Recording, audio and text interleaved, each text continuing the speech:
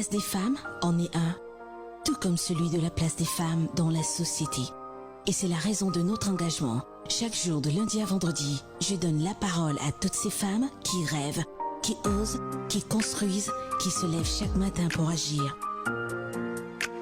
Femme d'audace. Femme d'audace, 1 heure de direct pour ausculter la puissance féminine. Le parcours atypique des femmes d'exception, véritable source d'inspiration. Une émission divertissante et instructive destinée aux femmes et à...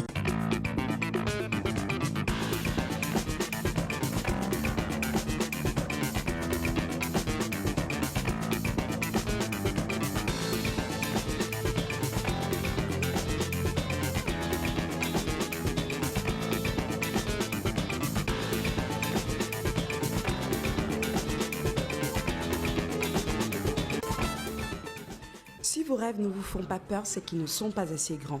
Mesdames et messieurs, chers auditeurs de la 106.8 FM Radio Audace, bonjour. Femme d'Audace, c'est une émission qui reçoit des voiles des femmes au parcours inspirant, des femmes qui à un moment donné de leur vie, Estelle Gonkwan, entrepreneur web, maman, juriste de formation. Alors pour le savoir...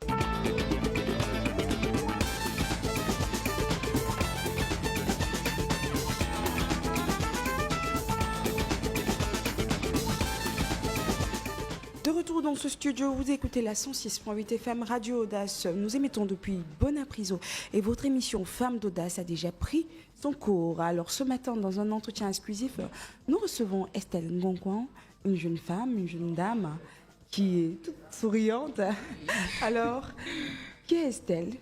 Bonjour Tessa, bonjour à tous vos auditeurs. C'est un plaisir d'être là ce matin. Après beaucoup de tentatives, vous m'avez finalement saisi et je suis là. Et je suis Estelle Ngonkwan, je suis camerounaise, jeune maman, ou alors maman d'une jeune fille qui a 6 ans, juriste de formation et aujourd'hui entrepreneur web. Je suis un peu l'étoile de Facebook, l'étoile des réseaux sociaux et je passe un jour... passer à autre chose. C'est peut-être pour ça que je suis là ce matin. Alors, on n'en doute pas, c'est pour ça que vous êtes là ce matin. Parce que prendre le risque de quitter votre formation d'origine, c'est-à-dire juriste, pour aller être entrepreneur web. D'ailleurs, on va bien comprendre ce que c'est qu'entrepreneur web tout à l'heure. Mais avant de le comprendre, on veut connaître où a commencé ce parcours de juriste. Si vous avez à la base décidé d'être juriste, ça commence où le parcours académique du secondaire, du primaire, universitaire? D'accord. L'envie de faire du droit à l'école est venue de mon papa. Il était juriste, il a fait la grande école ENAM, il est sorti après. Donc, voyant son parcours, il m'a beaucoup inspiré. Et il avait envie que de tous ses enfants, il y ait un enfant qui fasse le droit. Et moi, bon, j'ai été celle qui a été choisie et ça m'a plu. Donc, j'ai fait les écoles primaires comme tout le monde. Je suis allée au CP, à la maternelle, tout ce que vous connaissez. Au secondaire également, j'ai fait une partie à Douala, une partie à Yaoundé. Puis quand j'ai eu le bac, je suis revenue à Douala pour commencer dans le cycle juriste. À l'époque, on appelait ça sciences juridiques et politiques. On faisait un tronc commun au moins jusqu'en maîtrise. Donc, j'ai fait un bac plus 4. Et le vœu était de faire comme papa. Aller à l'ENAM, sortir magistrat. Bien, sur le parcours, les choses ne sont pas passées comme je voulais. J'ai fait l'examen 2 fois.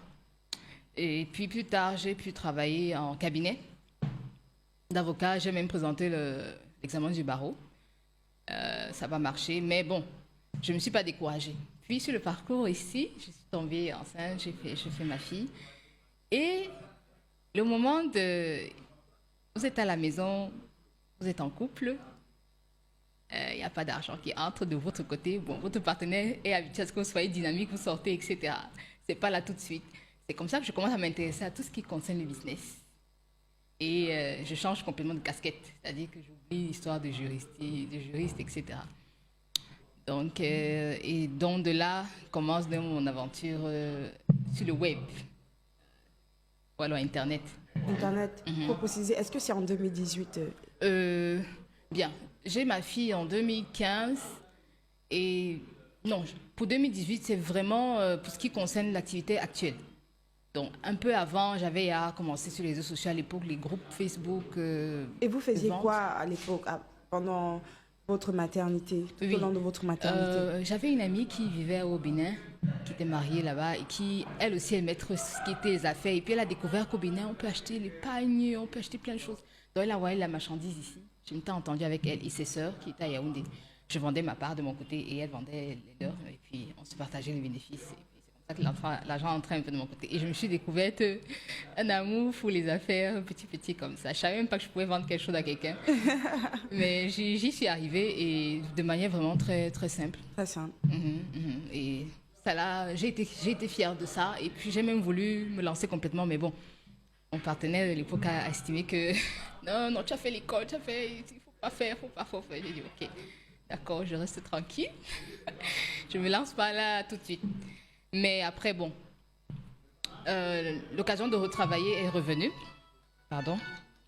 L'occasion de retravailler est venue et j'ai pas mis long. Donc entre 2015 et 2018, j'ai encore travaillé en entreprise. Oui. Oui, j'ai encore travaillé, mais il y a des entreprises où j'ai laissé des salaires.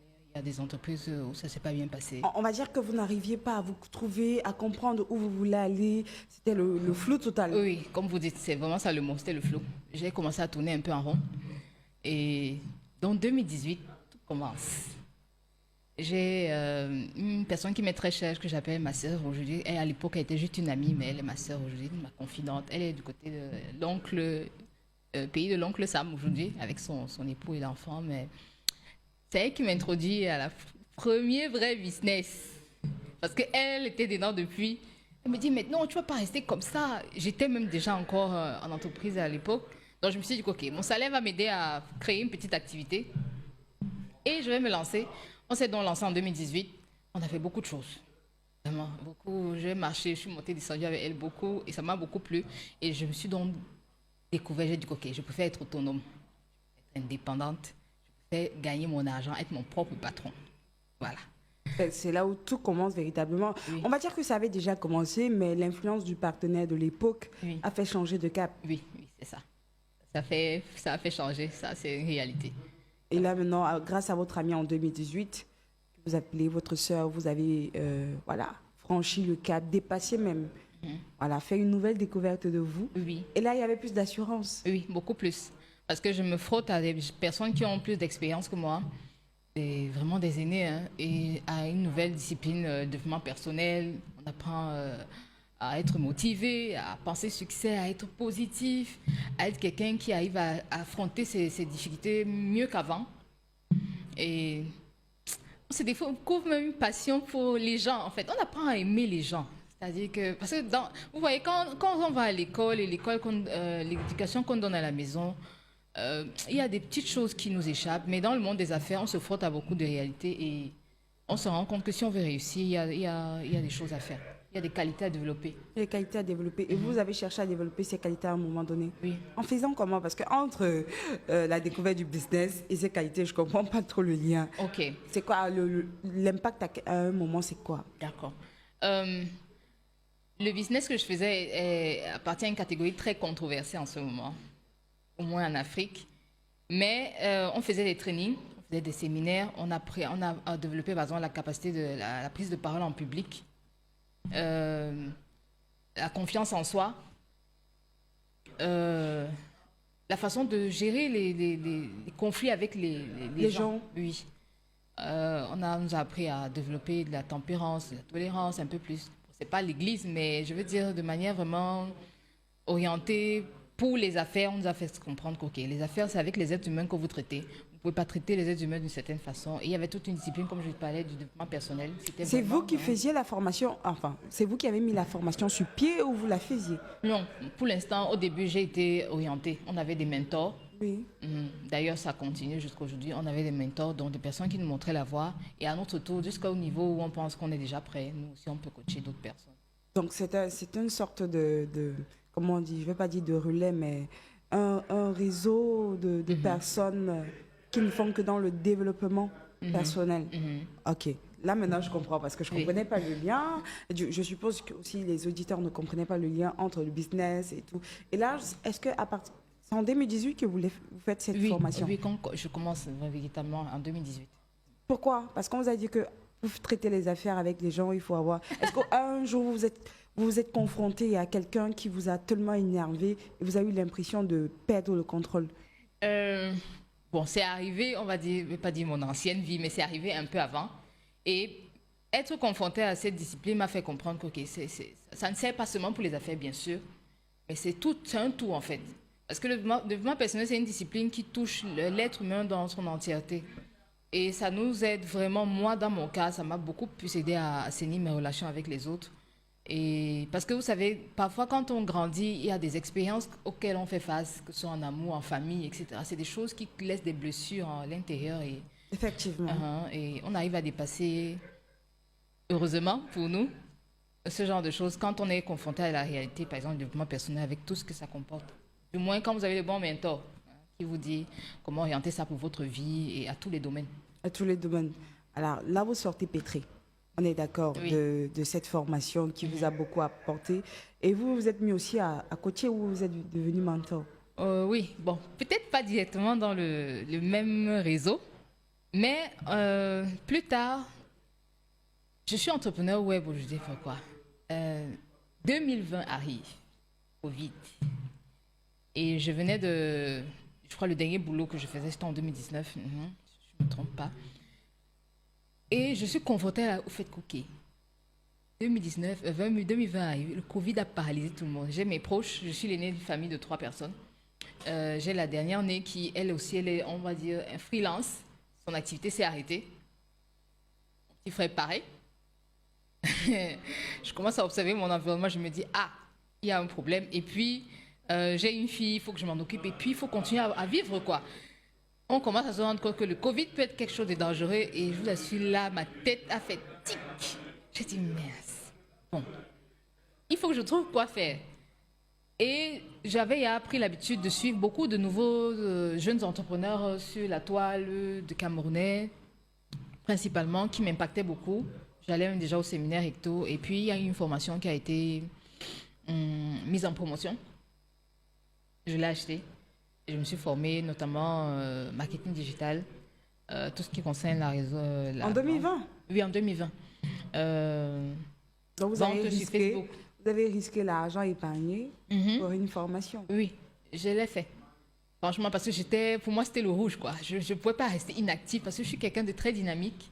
Je bouge et puis, moi, je suis convaincue que même si on emprunte une voie, ça ne fonctionne pas. On continue à chercher au lieu de croiser les bras et rester pleurer.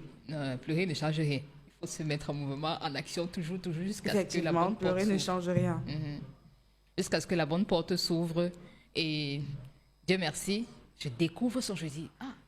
Au début, je décide de vendre dans mes compétences de juriste. Mais ça ne fonctionne pas. Parce que ça demande que peut-être l'entreprise soit déjà vraiment créée, légalisée, de mettre un certain nombre de choses ensemble. Puis je me dis OK, comme pendant la formation, je me suis rendu compte d'un certain nombre de réalités et que j'ai créé une page Facebook, j'ai commencé à faire l'activité, il y a des difficultés auxquelles je me suis confrontée et que j'ai pu résoudre. Pourquoi ne pas me positionner comme quelqu'un qui forme d'autres personnes à dépasser les mêmes difficultés? C'est comme ça que il y a des gens qui m'appellent coach, mais moi je ne suis pas coach parce que pour le coaching, il faut avoir une certification, il faut être vraiment, il faut être professionnel. Donc j'ai commencé à former les gens en ligne en 2020. Donc ça m'a pris je crois, de mars, avril, à partir de mai, mais vraiment les choses ont vraiment décollé. Parce qu'en ligne, pour ceux qui ne connaissent peut-être pas, l'entrepreneuriat web, c'est créer une entreprise en ligne qui fonctionne uniquement en ligne, donc via Internet. Et il y a plusieurs canaux comme les réseaux sociaux aujourd'hui. Beaucoup pensent que ça ne sert à rien, mais non, c'est crédible, je vous assure. Moi, ça m'a permis de tenir 2020 et 2021, et ça continue d'ailleurs. Ça m'a créé des partenariats, ça m'a fait rencontrer de belles personnes, ça m'a fait me rendre compte qu'il y a de la richesse en ligne. Ah oui, c'est aussi que les gens utilisent mal les réseaux sociaux. Oui, tout simplement. Oui. Ce que vous dites est réel parce qu'on préfère beaucoup plus aller sur les pages où il y a les JAPAP, le Congossa, etc. Alors qu'on a nos frères là qui sont au chômage. Il y a des jeunes mamans qui sont à la maison, comme moi à l'époque, qui peuvent démarrer une activité génératrice de revenus. Peut-être plus tard la légaliser, en faire une grosse boîte multinationale, tout ce que vous voulez. Il y a des femmes qui gagnent vraiment leur vie, rien que en ligne. Et moi, j'ai eu l'expérience en 2020. Et j'ai plus jamais lâché jusqu'à aujourd'hui. J'encourage d'autres personnes à le faire. J'ai formé. Et il y a eu de bons retours. Il y a des gens qui ont eu des résultats même plus importants que moi. Et je continue même d'ailleurs à me former parce qu'en ligne, les choses sont très dynamiques. Internet change beaucoup. Change beaucoup, Oui. oui. La perception aussi change beaucoup. Oui, oui, oui. Il y a beaucoup de choses qui changent, les fonctionnalités, etc. Donc, il faut se mettre à jour tout le temps. Et donc, c'est ça un peu mon aventure. Donc, en résumé, l'entrepreneuriat web ou l'entreprise web, Oui. c'est une entreprise en ligne, Oui. essentiellement en ligne, qui fonctionne en ligne. Et vous venez de le dire, c'est crédible. Parce que généralement, c'est qu'on va dans les pages où il y a trop de ça, trop de rumeurs et tout. Et justement, c'est pour ça qu'on exhorte souvent les jeunes, si je ne me trompe pas, que il y a tout sur Internet. On peut tout avoir. Oui. Ça dépend de là où on veut aller. Et vous avez prouvé, en fait, que oui, je sais où je veux aller, j'ai eu ce que je veux. Donc, en quelques temps, on va dire en 3 mois, vous avez pu décoller, stabiliser vos revenus. Oui. Voilà, et mettre une entreprise en... Et là, elle est toujours web ou elle va devenir concrète? Bon, en ce moment, le projet était justement qu'elle devienne concrète. Donc, je passe à la phase de légalisation, qui est des bureaux, que j'ai une équipe. J'ai tenté 2 fois. Les choses ne sont pas bien passées, je ne sais pas pourquoi. Peut-être que ce n'est pas le moment. Peut-être que ce n'est pas le bon moment. Et une autre opportunité s'est plutôt présentée à moi, le partenariat. Aujourd'hui, je suis, on va dire, à la tête du département digital avec une entreprise qui s'appelle MST Salle. Nous avons une autre assemblée générale ce week-end. Donc, nous sommes lancés pour 2022. Et là-bas, l'entreprise est donc structurée. Bientôt, on aura tous des bureaux, on sera tous installés. Mais le travail a commencé. Donc, je m'épanouis là-dedans de toute façon parce que je gère tout un... Alors, vous gérez un département en Oui. marge de votre activité principale. Oui, en dehors de celle-là. Donc, Et, vous avez un contrat en freelance. non, je dirais pas freelance parce que l'idée est de faire vraiment partie de l'équipe, de devenir même peut-être actionnaire demain ou alors... donc, bref, c'est ma chose. On va dire ça comme ça. Mais pour l'instant, on met encore les jalons. Oui, en place. Et j'ai aucun problème. Pour moi, c'est la même chose Oui. que mon projet où je suis seule parce que je pense qu'on a aucun intérêt à rester seul. Si je rejoins aujourd'hui une équipe comme celle-là et que je peux encore mieux déployer Votre connaissance, voilà. votre savoir. Oui. Alors, ce que je voudrais savoir, vous avez parlé de votre business au niveau. Vous avez commencé par proposer vos services de juriste, ce qui n'a pas marché. Qu'est-ce que vous avez proposé par la suite? Ok. Je me suis proposée comme quelqu'un qui forme à la vente sur Facebook principalement. Comme je disais, j'ai eu des difficultés, moi, pour vendre. J'ai des choses, des petits challenges que j'ai eu sur mon petit parcours. Je les ai dépassés. Je me suis améliorée et j'ai dit OK, je vais aider d'autres personnes qui ont eu les mêmes difficultés que moi. Donc, j'ai monté des petites formations. Au début, c'était vraiment du gratuit. J'ai fait beaucoup de gratuit sur Facebook. Beaucoup de vidéos bizarres. J'avais un téléphone qui filmait pas très bien à l'époque, mais je me suis lancée. J'avais mes camarades de la fac qui disaient que, mais Estelle fait quoi en ce moment? Nous, on est dans les cabinets, on est avocat, on est magistrat, mais qu'est-ce qu'elle fait? Mais ils m'encourageaient. Donc, pendant les 3 mois dont je vous parle, c'était vraiment me faire connaître, parce qu'en ligne, pour se faire connaître, on ne vient pas demander l'argent aux gens là tout de suite. Non, il faut attendre. Il faut montrer sa crédibilité, il faut montrer qu'on connaît, il faut être apprécié, avoir une petite communauté, ce genre de choses. Donc, je l'ai fait dans le cadre de mes formations là. Puis, plus tard, j'ai un peu structuré le projet pour avoir une agence de marketing digital. C'est ça, vraiment, le point final que j'ai commencé à développer. Donc, avec ça, j'ai ajouté d'autres services. Par exemple, les services pour faire de la publicité sur Facebook, des petits conseils en stratégie, pour ceux qui avaient des petites structures ou bien... Parce que pour s'adresser, par exemple, à une structure comme la vôtre, il faut avoir un autre niveau. Il y a d'autres, on va dire, d'autres éléments. Clés à ouvrir. Il y a d'autres clés à ouvrir. Donc, c'était ça le projet plus tard. Mais, donc, je me suis positionnée comme ça. Et je vous assure, les revenus étaient vraiment intéressants. J'ai gagné, dès mon premier mois, donc à partir du mois de mai, les entrées ont commencé à être le double de mon dernier salaire. On peut savoir. Il faut bien avoir l'exclusivité quelque part. Il faut bien avoir l'exclusivité quelque part. Je pense que ça peut réveiller les autres qui dorment chez eux pour se dire qu'effectivement, on peut gagner. Mon dernier salaire, c'était 100 000. J'ai même laissé les arrières salaires là-bas. Elle ne fonctionne même plus aujourd'hui. Donc, dès le premier mois de mai, j'ai gagné le double. Le premier mois, 200 000. Et ça a commencé à croître. Et au début, le premier mois, je n'enregistrais ça nulle part. Donc, l'argent venait, ça rentrait. Je disais, mais ça entre comme ça. Après, j'ai dit que non, cette histoire, il faut que j'ai une traçabilité. J'ai créé un fichier Excel dans ma machine. J'ai commencé à noter toutes les entrées. formation, ceci, achat de publicité, quelqu'un vient me contacter pour X et Y, accompagnement. J'ai aussi fait des accompagnements mensuels. J'avais des formules où on payait 30 000 le mois, 20 000 le mois, ou alors 2 semaines, dépendamment de la disponibilité de la personne. Et on fait ça uniquement en ligne. J'ai formé des gens en Angleterre, au Bénin, des gens qui ne m'ont jamais vu. Juste parce que j'ai osé décrocher mon téléphone, faire un direct comme je le fais en ce moment-là. Que les gens me voient, les gens m'entendent, les gens m'apprécient, etc. Je vous assure, c'était exceptionnel. Ça veut dire que la formation en développement personnel vous a aussi aidé? Oui, ça m'a poussé. Parce que sinon, tu ne trouves pas la confiance en toi pour découcher ton téléphone, aller parler aux gens que tu ne connais pas, avoir le courage de montrer ton visage, sachant justement que tu es suivi par la famille, les tontons, les tatas, les anciens camarades de classe. Les haters. Et voilà, les haters. Les gens qui ont un peu, qui savent un peu deux, trois choses sur toi. Mais bon, j'ai dit, OK, je vais me lancer. Moi, je veux changer ma vie et je veux vraiment découvrir si ce que les autres, comme je vous disais, les aînés qui sont des entrepreneurs, qui se faisaient beaucoup voir à cette période et d'ailleurs même maintenant encore, disaient, est-ce que c'est réel? Est-ce que c'est vraiment possible de créer de la richesse tout seul? Donc la voie de l'emploi n'est pas que ça qu'on peut faire au Cameroun.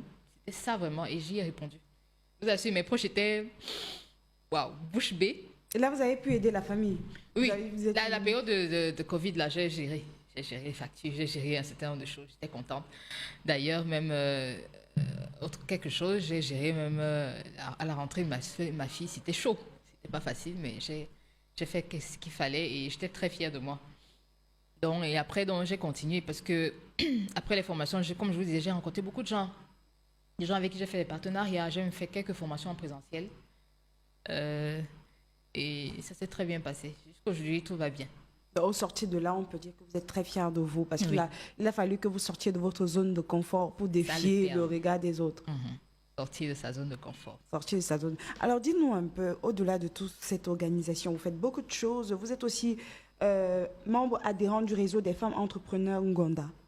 C'est quoi Ngonda, je sais qu'en passant, c'est jeunes filles. Oui, c'est jeunes filles. Ngonda est un réseau de jeunes femmes entrepreneurs. Nous sommes un grand groupe et je suis membre juste depuis quelques semaines.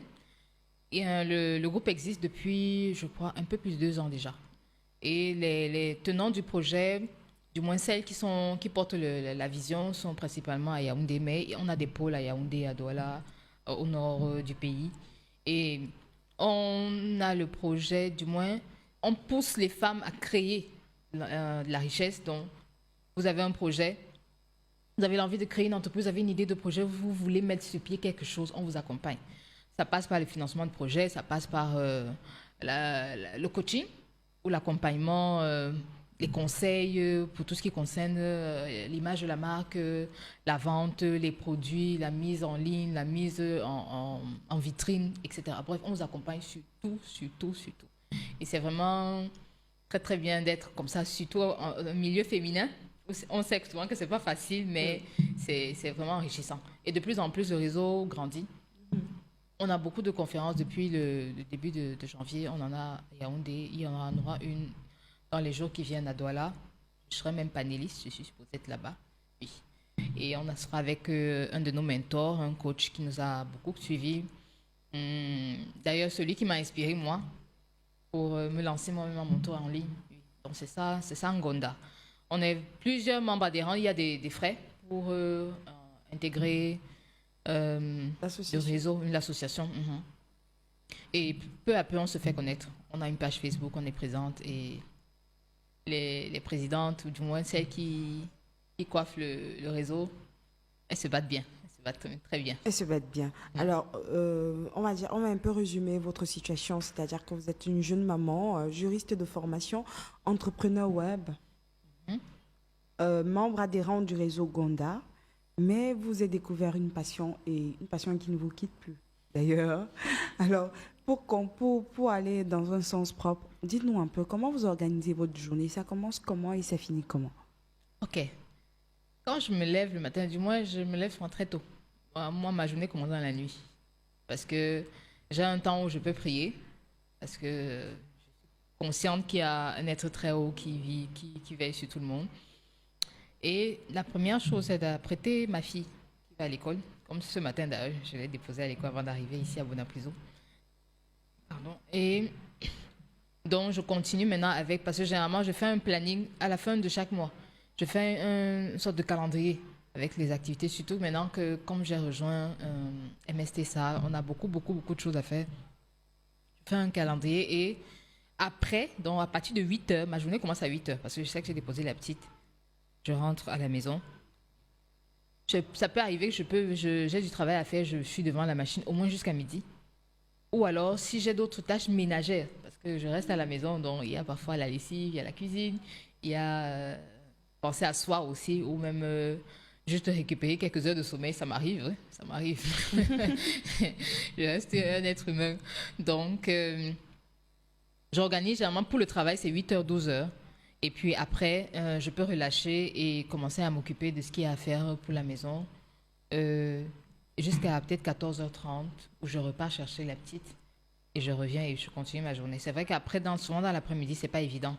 Parce qu'une fois que l'enfant est de retour à la maison, ça bouge un peu, ça va dans tous les sens. Mais parfois, je me retrouve en train de retravailler dans la nuit. Quand la maison est plus posée, tout le monde dort après 21h par exemple, pour finir peut-être les tâches qui sont en cours. Mais généralement, mon travail, c'est en ligne, hein, comme vous le devinez. À partir de 8h, là, quand je suis sur ma machine, c'est pour faire des publications en ligne et gérer les pages que j'ai à gérer, faire les communications que j'ai à faire et peut-être répondre à 2-3 messages ou alors des appels comme celui qui est entré tout à l'heure sur WhatsApp. Et c'est enrichissant, en fait. Maintenant, le week-end,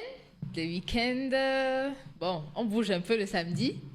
Et bon, je suis un peu casanière, pas mentir. Et le dimanche, on a une rencontre avec des étudiants qu'on organise tous les dimanches. On appelle ça le meet-up étudiant. On veut initier les jeunes étudiants à la chose entrepreneuriale, à entreprendre, etc. Parce que il est clair que l'emploi devient de plus en plus rare dans notre contexte. Il est mieux de créer et on veut leur montrer comment faire puisque nous, on a quand même déjà initié un certain nombre de choses. Donc, on a déjà une petite communauté d'étudiants qui commence à nous suivre. C'est dans du côté de l'Université de Douala, on a un espace où on les reçoit là-bas. Et en tant que qui, l'association Gonda? non, là, on est en tant que MST SAR. Ok. L'association Gonda, on a nos rencontres, comme je vous dis. On a tout un calendrier déjà pour l'année.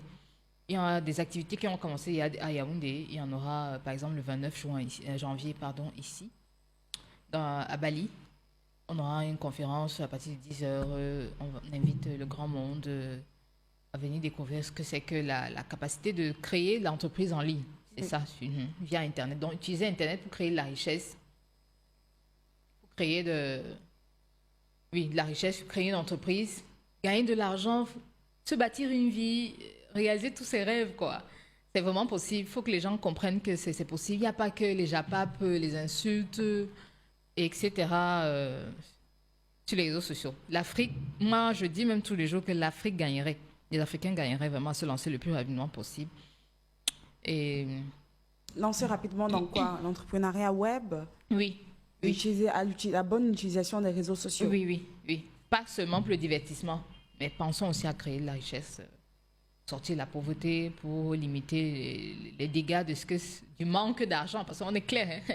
Manquer d'argent de nos jours, vraiment, on ne peut rien faire. Tu manques d'argent, tu es paralysé, tu ne peux pas te soigner, tu ne peux pas manger, tu ne peux rien faire. Donc, si le travail ne se présente pas, tu es à la maison depuis, tu as les diplômes qui sont fourrés, qui sont gardés dans les tiroirs. Pense à créer en ligne. N'importe quoi. Moi, je connais des gens qui vendent même les vivres frais en ligne et qui gagnent leur argent vraiment, vraiment bien. Surtout que c'est un réseau, c'est un bassin à personnes derrière le clavier. Derrière le clavier. C'est un marché qui grandit tous les jours. C'est un marché. C'est un marché et c'est exceptionnel parce que justement, comme vous le dites, ça grandit tous les jours et on ne se rend pas compte en fait. On pense que ceux qu'on appelle les influenceurs aujourd'hui, ou les blogueurs ou les blogueuses, on crie dessus, on bavarde, mais c'est d'ailleurs via ces plateformes que quand elles ont des contrats à plusieurs millions, ou etc., c'est via ces plateformes qu'on les voit, que ce soit Facebook, TikTok. Vraiment, il faut seulement avoir de l'audace, essayer, oser, commencer avec les petits moyens qu'on a. Parce que moi, je vais le dire, moi, je suis partie à partir de ma formation. Je n'ai pas eu un financement, j'avais juste ma connexion Internet. Le téléphone. Mon Android, voilà, mon téléphone Android. Je me suis lancée, je n'avais pas un capital de quelque chose, j'ai vendu un service. Mais il y a d'autres personnes qui commencent parfois peut-être avec le produit, achètent un peu de marchandises. Mais tu n'as pas besoin d'avoir, même avec 5 000, 10 000, tu commences. Commence. Parfois, peut-être tes premiers clients sont tes proches. Tu as les statuts WhatsApp, tu as les stories Facebook, tu as TikTok, tu as YouTube.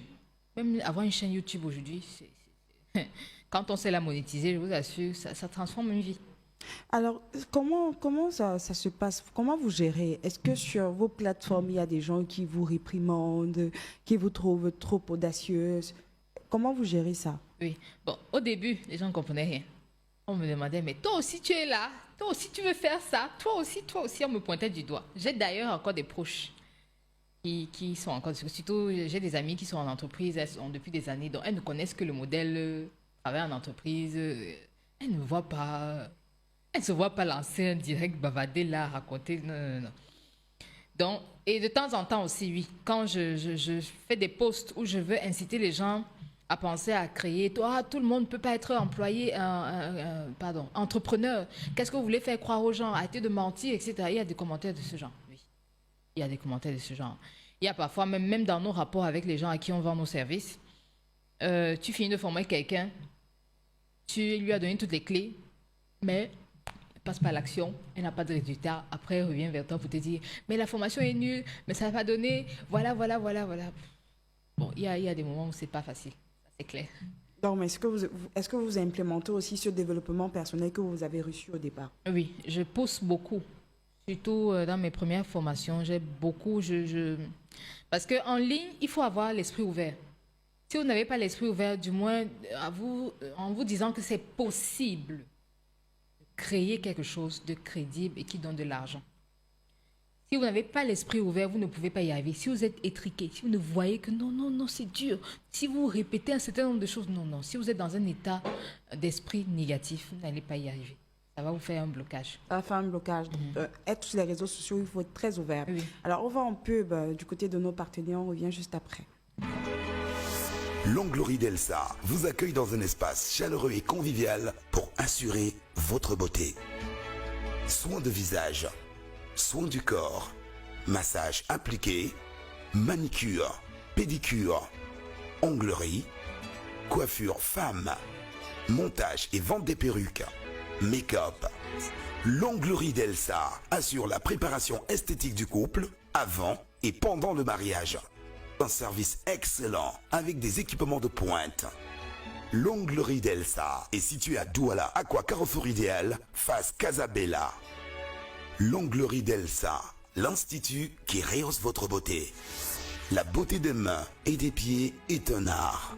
Faites-vous belle.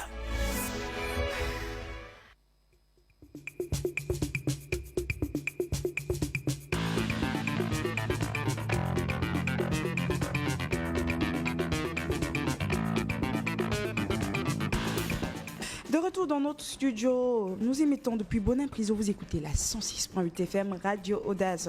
Votre émission Femmes d'Audace a démarré depuis peu et nous entrons dans la dernière phase. Et ce matin, nous avons reçu dans un entretien exclusif Estelle Gonkwa, une femme très active sur les réseaux sociaux, entrepreneur web, maman, juriste de formation qui s'est découverte une passion d'ailleurs qui ne la quitte plus à travers son développement personnel, le coaching. Vous avez dit que vous n'êtes pas coach. Non, moi je suis pas coach encore. Alors on en parlait beaucoup, vous avez des gens qui ne comprennent pas ce que vous faites. Non. Mais au final, le pourcentage est plus élevé. Ceux qui comprennent ce que vous faites, le pourcentage est plus élevé, c'est plus encourageant. Donc on va un peu redescendre la pression. Vous avez dit être maman. Vos journées, vous les passez à la maison, généralement soit sur votre portable, soit à cuisiner. Oui, à cuisiner. Et d'ailleurs, un plat à nous proposer ce matin. Oui, je suis Bassa. Donc je vais proposer le mbongo chobi. D'accord. J'ai une amie qui appelait ça votre sauce noire, là, mais très sucrée. D'accord. Généralement, nous, on aime le manger avec soit le macabo tourné à l'huile rouge, vraiment en version un peu comme au village, soit avec le taro.